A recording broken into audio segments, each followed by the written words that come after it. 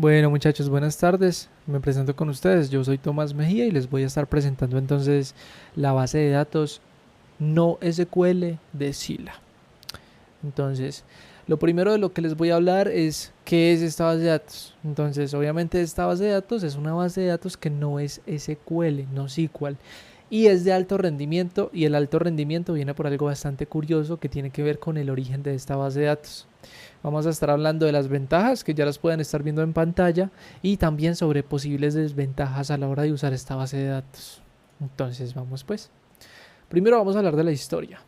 La historia es bastante curiosa porque esta base de datos, pues como lo pueden ver en pantalla, fue fundada por uno de los ex desarrolladores, del kernel de Linux.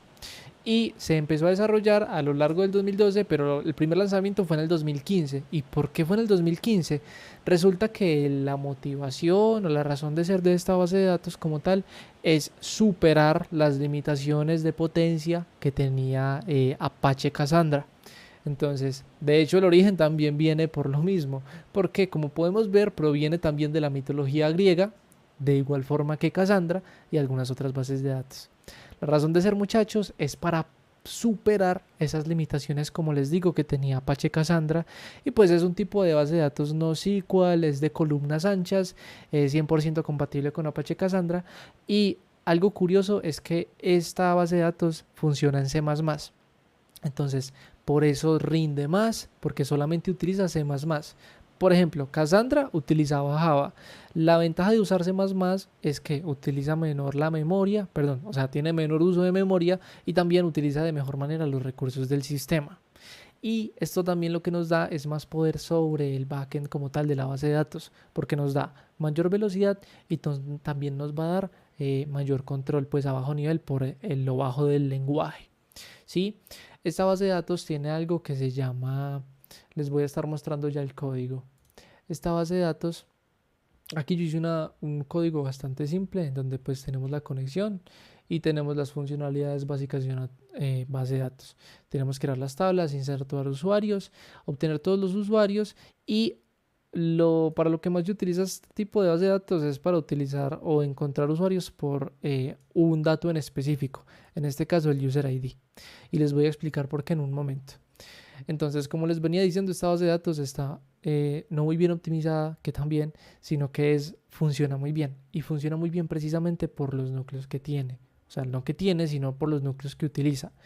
Otras bases de datos, muchachos, funcionan de manera regular en los núcleos, pero esta base de datos funciona de una manera optimizada. ¿Eso qué significa? Eso básicamente significa que esta base de datos utiliza todos los núcleos de nuestro sistema para funcionar. Y no solamente los núcleos, sino los threads, los hilos. Por ejemplo, yo tengo un Ryzen 5 3600. Ese procesador tiene 6 núcleos y 12 hilos. Esta base de datos lo que va a hacer para funcionar rápidamente es que lo que va a hacer es que va a delegar todo el trabajo de sus operaciones o procesos entre los núcleos físicos como tal y dentro de los núcleos físicos como tal se lo va a delegar a los hilos. ¿Eso qué nos va a dar?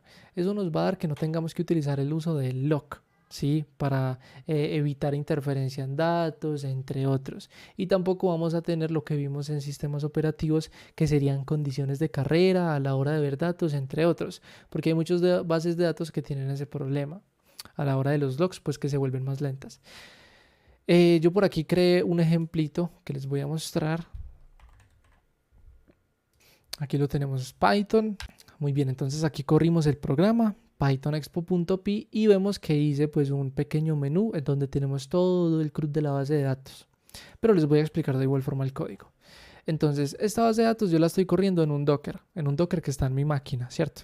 Este es el host, esta es la IP de mi computador y la está redirigiendo a este puerto 9042, que es en donde está corriendo todo el proceso del Docker. De hecho, la adaptabilidad en Docker me pareció supremamente sencilla y eso pues lo quería resaltar porque es una de las ventajas. Su portabilidad es bastante sencilla. Ahora, tuve bastantes problemas a la hora de intentar montar esta base de datos en un servidor en la nube que tengo contratado para pues otro de los proyectos que tenemos este semestre. La implementabilidad sí fue un poco compleja porque a pesar de que fue hecha por uno de los ex desarrolladores pues de Linux, en el kernel de Linux. Sí me fue complejo porque estaba utilizando Linux 20.4 y 22.04, perdón, y pues no, la verdad no me dio. Pero con Docker fue bastante fácil. Entonces, aquí podemos ver los keyspace. Los keyspace los vamos a explicar un poco más adelante porque esta base de datos funciona con keyspaces, ¿sí? Aquí creamos una tabla. Este ejemplo de base de datos que les voy a dar es bastante sencillo y solo vamos a manejar la tabla de usuarios. Lo que sucede con esta base de datos, la Scylla, es que está optimizada precisamente para búsquedas utilizando solo uno de los componentes pues de la base de datos, porque esta base de datos no tiene relaciones, no tiene ni relaciones ni joins, y de hecho su escalabilidad, aparte de ser horizontal, no necesita un downtime. Es decir, cuando ustedes están actualizando su base de datos no tienen que parar el servicio para agregar algún otro nodo, sino que se agrega y la base de datos se redistribuye automáticamente, pues los datos se redistribuyen automáticamente. Eso me pareció bastante curioso y se los quería explicar. Aquí tenemos pues una función bastante básica, insertar un usuario. Tenemos también obtener todos los usuarios de la base de datos. Tenemos el get user by ID, como les digo. Esta base de datos está optimizada es para obtener datos a través de uno de sus elementos, pero en específico uno de sus elementos. ¿Por qué, muchachos? Esta base de datos no está optimizada para encontrar o para hacer consultas de múltiples datos. Si ustedes hacen eso, se les va a complicar. Bueno, no se les va a complicar, pero el hecho es que no está optimizada y puede que demore más que otras bases de datos. Esa es, de hecho, una de las complejidades que tiene pues esta base de datos. Y bueno, aquí básicamente está todo el script. Tenemos también el actualizar el usuario del email que podamos crear, borrar el usuario. Y pues aquí ya todo esto sería el main, que estamos en el menú. Vamos a mostrarles entonces el menú. En el menú tenemos la primera funcionalidad, que es ver todos los usuarios. Ver todos los usuarios, podemos ver la información de los usuarios que hemos añadido. Tenemos a Ana Gómez y a mi persona Tomás. La fecha de creación y el user ID es automático, pues como en la gran mayoría de bases de datos.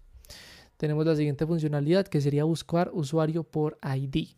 Voy a copiar, por ejemplo, el ID que yo tengo aquí y lo voy a pegar para que ustedes vean cómo funciona pues este llamado. Realmente la gracia pues sería hacerlo con muchos más datos, porque entre dos datos pues yo creo que no vamos a... Ay, fue madre. Qué pena ahí por el corte, muchachos, pero ustedes saben que esto empieza a fallar cuando uno menos se lo espera. Entonces les voy a explicar lo que acaba de suceder. Podemos ver entonces, si yo entro aquí, que no hay usuarios en la base de datos. Sí, borré todos los datos porque antes lo que estábamos utilizando eran UIDs que se generaban automáticamente, y la gracia de esta base de datos es el poder buscar a cualquier tipo de dato por uno de sus elementos de manera específica. Sí, para esto está optimizada, como les decíamos, pues como les decía anteriormente. Entonces, cuando uno necesita velocidad, cuando uno necesita navegar a través de grandes cantidades de datos y también cuando necesitamos sincronía, es cuando vamos a empezar a utilizar esta base de datos. Ahora sí les voy a explicar bien cómo funciona esto, ya que no tenemos los UIDs, sino que ya tenemos IDs de un número único para que podamos hacer la búsqueda de forma normal y no tenga ese error de UID de la cadena de texto que tuve anteriormente. Entonces voy a crear un nuevo usuario, vamos a ingresar el nombre del usuario, Sara Contreras, puede ser. Y el correo del usuario, sara@hotmail. Vemos que se creó el usuario exitosamente con un ID. El ID se asigna nuevamente de manera aleatoria, pero esta vez estamos empezando desde el 1 de manera infinita. Sí, es algo sincrónico. Vemos todos los usuarios. Y vemos que aquí está pues la señorita Sara Contreras con el ID que acabamos de crear y la fecha de creación, que también se hace de manera automática. Esta base de datos está optimizada. Es que la gracia sería mostrarles un ejemplo con una cantidad de datos masiva. Y lo voy a hacer, ¿sí? Entonces, bueno, muchachos, qué pena ahí la discontinuidad, pero tenía un error en los UIDs y no podía buscar al usuario. De igual forma, acabo de hacer unos cambios para que podamos sacarle jugo a esta base de datos. La gracia de esta base de datos es la búsqueda por solamente uno de los elementos del objeto como tal. Entonces vamos a probarlo en vivo y en directo. vamos a insertar varios datos, una cantidad abrupta de datos y vamos a buscar, ¿sí? Entonces vamos a insertar aquí 10.000 datos. Esperamos a que se terminen esos 10.000 registros. Ustedes afortunadamente vieron esto a cámara rápida, pero se demoró 154 segundos en hacer los 100 registros. Ahora vamos a hacer la búsqueda de uno de los datos. Entonces vamos a buscar los usuarios. Aquí podemos ver todos los usuarios que insertamos. Y los IDs son secuenciales, es decir, después del 85 se crea el 86 y así. Vamos a hacer entonces una búsqueda. 3.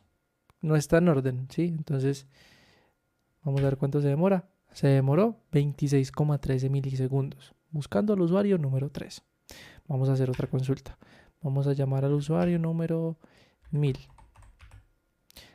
23,70 milisegundos nuevamente. Vean que es prácticamente instantáneo. Ahora, me gustaría haber podido ver las presentaciones de mis compañeros para ver cuánto se demoran las consultas de ellos. Pero yo estoy seguro que si nosotros intentamos hacer una consulta un poco más compleja, con mayores elementos y una consulta literalmente compleja, esta no es la mejor base de datos para ello. ¿Para qué se utiliza esta base de datos? Esta base de datos, por su bajo tiempo de respuesta, se utiliza para cosas como Discord. Yo sé que si ustedes están estudiando esta carrera es porque conocen Discord. ¿Y por qué? Porque Discord tiene muchísimos datos y tanta cantidad de datos deben estar sincronizados casi que al mismo tiempo. Y el tiempo de ejecución por operación de esta base de datos, en esa cantidad de datos masivos por operación, actualizándolos, es de menos de 1 milisegundo. Incluso cuando esas bases de datos tan masivas, pues por ejemplo de Discord, están bajo mucha carga, ¿sí? Entonces no pierde eficacia. Y bueno, muchachos, eso sería entonces mi presentación el día de hoy. Espero hayan disfrutado, espero hayan aprendido un poco y que tengan una linda noche. Hasta luego.